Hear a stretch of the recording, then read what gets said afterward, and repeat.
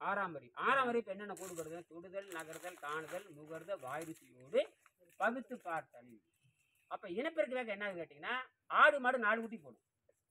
ஆடு மாடு 4 குட்டி போடும், நாய் 4 குட்டி போடும். ஆனா மனுஷனா வர்றப்ப என்ன ஆகுது? அங்க சரி, அங்க 50 கோடி வருஷத்துக்கு முன்னாட பல லட்சம் கோடி போட்ட அந்த தாய் செல் இறந்து இறந்து இறந்து பிறந்து அறிவாற்றல் வளர்ந்து வரும் பொழுது இனப்பெருக்க வேகம் குறைகிறது, ஆற்றல் அதிகமாகுது. ஒரு பக்கம் மைனஸ், ஒரு பக்கம் பிளஸ்.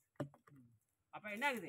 இனப்பெருக்க வேகம் குறைஞ்சிட்டு வருது, அறிவின் வலிவை அந்த பகுத்து பார்த்தல் வருது. இந்த பகுத்து பார்த்தல் தான் எல்லாம் மாட்டிக்கிட்டாங்க. நீங்க இங்க பழங்கள் வச்சு பாருங்க, இங்க போண்டா வச்சு பாருங்க, எல்லாம் போண்டாக்கு தான் விடுவாங்க.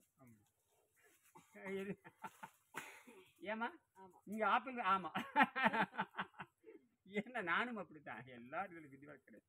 அதுக்கு அறிவே கிடையாது. அந்த போண்டாவுக்கு வெக்கம், மானம், சூடு, சொரணை எதுவுமே கிடையாது. அது நம்மளை மடக்கிடுது. இது கூட கொஞ்சம் வெக்கமான சூடு சொரணை இருக்குது. எதுக்கு? ஆப்பிளுக்கு அந்த விதை போட்டா கூட முளைச்சி வரக்கு வாய்ப்பு இருக்கு. அது ஒரு மண்ணாங்கட்டி கூட கிடையாது. அதை தின்னா வயிறு கட்டு போய் வேற ஏதோ தான் வருமே தவிர ஆரோக்கியம் வரவேறான்னு அது நம்மளை மடக்குதே இல்லையா? அறிவே இல்லாதது இந்த அறிவை மடக்குது. நீங்க அங்கதான் ஜெயிக்கிறீங்க. அங்கதான் அங்கதான் பலம்